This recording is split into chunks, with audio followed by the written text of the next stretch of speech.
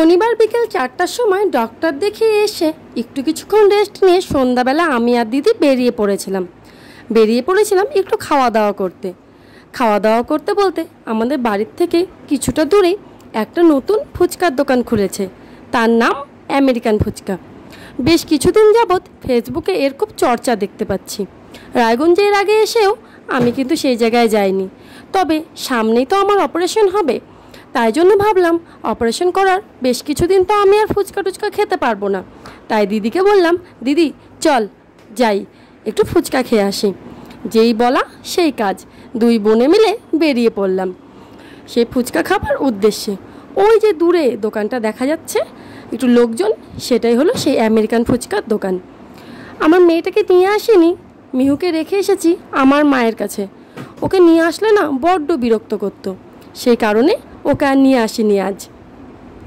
যাই হোক, গল্প করতে করতে আমরা কিন্তু প্রায় দোকানের সামনেই চলে এসেছি। যেহেতু সেই দোকানটা আমার বাড়ির থেকে দু একটা গলির পরেই, তার জন্য আমরা কিন্তু হেঁটেই এসেছি। দোকানে এসে দেখি একটু সামান্য কিছু ভিড় আছে, তার জন্যই আমি আর দিদি একটু দূরেই দাঁড়িয়ে থাকলাম। একটু ঘোরাঘুরি করলাম, একটু গল্প করলাম, তারপর তাদের কাছ থেকে শুনে নিলাম সেখানে কি ধরনের ফুচকা পাওয়া যায় আর তার দাম কত, যদিও সেটা পাশে একটা চার্টে দেওয়াই আছে। যাই হোক, আমাদের আগে যারা এসেছিল তাদেরকে একজনকে দিল আম ফুচকা আর আরেকজন খেলো মশালা ফুচকা।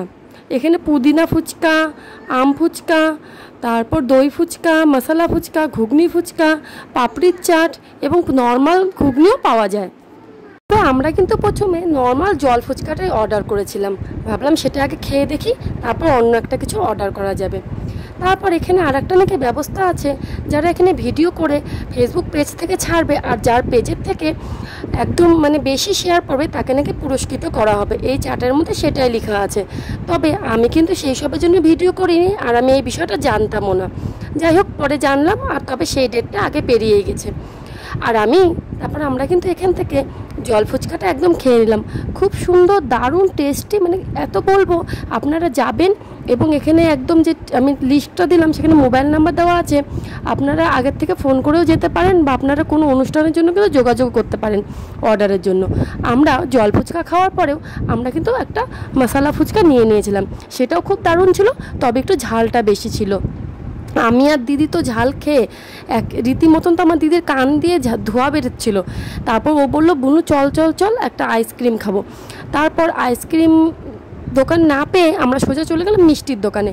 বাড়ির সবার জন্য মিষ্টি নিলাম এবং আমরা দু বোনে কিন্তু মিষ্টি খেয়ে নিলাম ঝালটা একটু কন্ট্রোল করার জন্য। তবে ঝাল হলেও ফুচকা কিন্তু দারুণ টেস্টি ছিল। আপনাদের কাছে বললাম, গিয়ে অবশ্যই খেয়ে আসতে পারেন, খুবই টেস্টি ছিল ফুচকাগুলোই। আমরা দু রকম খেয়েছিলাম, মশালা ফুচকা আর এমনি নর্মাল জল ফুচকা, দুটোই দারুণ। তারপর বাড়ি আসার সময় দিদি একটা আইসক্রিম নিয়ে খেতে চলে আসলো। আর তবে আজকের ভিডিওটা এখানেই শেষ করছি। ভালো থাকবেন, সুস্থ থাকবেন, সাবধানে থাকবেন এবং আমার ভিডিওটি ভালো লাগলে লাইক, কমেন্ট, শেয়ার করে দিবেন। আর আপনি যদি ফেসবুক পেজের থেকে দেখে থাকেন অবশ্যই ফলো করে দেবেন, আর ইউটিউব থেকে দেখে থাকলে অবশ্যই আমার চ্যানেলটি সাবস্ক্রাইব করে দেবেন। ততক্ষণের জন্য ভালো থাকবেন, সুস্থ থাকবেন, সাবধানে থাকবেন। আগামীকাল আসবো আবার নতুন একটা ভিডিও নিয়ে। নমস্কার।